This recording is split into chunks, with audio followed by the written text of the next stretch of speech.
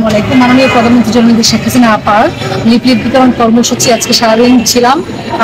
আমাদের গরিব ভালো সমাজ সর্বস্তরের লোকজনের সাথে লিফলেট এবং বলেছি যে মাননীয় প্রধানমন্ত্রীর উপর আস্থা করা যায়। এই দেশটাকে উনি সুন্দরভাবে সাজিয়ে গুছিয়ে যেভাবে সামনে এগিয়ে নিয়ে যাচ্ছিল দিবাগতিতে, তার মাঝখানে অবৈধ সরকার ইউনিসেফ পদত্যাগের দাবিতে আমরা জোরালোভাবে কর্মসূচি পালন করব 18 তারিখ পর্যন্ত। সবাই ভালো থাকবেন, সবার জন্য দোয়া ও শুভকামনা রইল। জয় বাংলা, তোমাকে জয় বঙ্গবন্ধু। হ্যাঁ, ধন্যবাদ জানাই আমার প্রাণ প্রিয় আপুকে। জয় বাংলার সৈনিকেরা রাজপথে ফেব্রুয়ারি মাসের প্রত্যেকটা প্রোগ্রাম দিনের রাতে সফল করার জন্য আপনাদেরকে আমার পক্ষ থেকে রইল হাজারো লক্ষ লক্ষ সালাম, বুক ভরা ভালোবাসা। আপনারাই হচ্ছেন প্রকৃতপক্ষের জয় বাংলার সৈনিক। দলের দুর্দিনে আপনারা মৃত্যুকে সামনে রেখে জয় বাংলা স্লোগানে রাজপথ কাঁপাচ্ছেন। সারা বাংলাদেশে প্রত্যেক এলাকায় প্রত্যেক মহল্লায় গর্জে উঠতেছে আমার জয় বাংলার সৈনিকেরা। বিজয় নিয়ে আমরা জয় বাংলার সৈনিকেরা রাজপথ কাঁপাবো। ফেব্রুয়ারি মাসের প্রত্যেকটা প্রোগ্রাম আমরা সফল করব। সর্বশক্তি নিয়ে যার যা কিছু আছে তাই নিয়ে রাজপথ কাঁপাবো।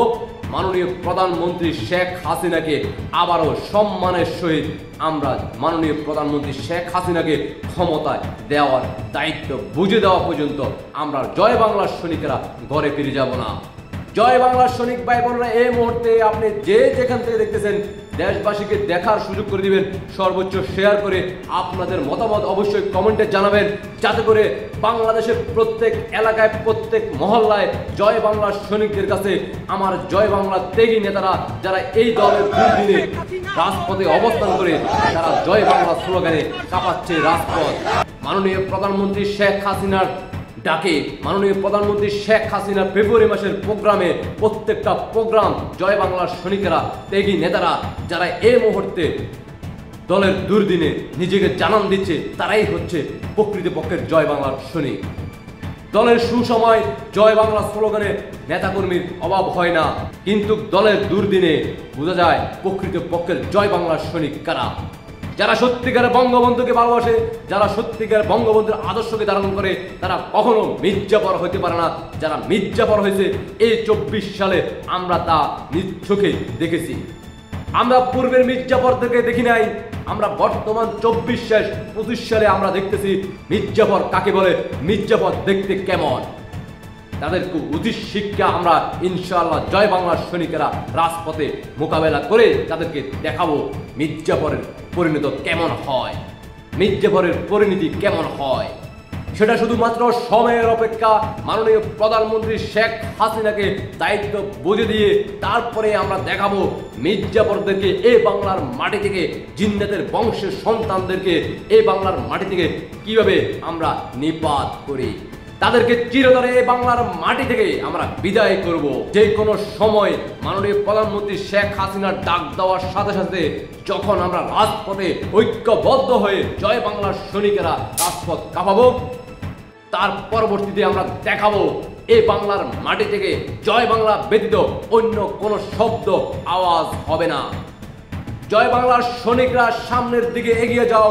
জয় বাংলার সৈনিকদের পাশে আছে বাংলাদেশের সাধারণ গরিব অসহায় জনগণ, সাধারণ ছাত্রছাত্রীরা পাশে আছে, থাকবে আশা করি আমরা।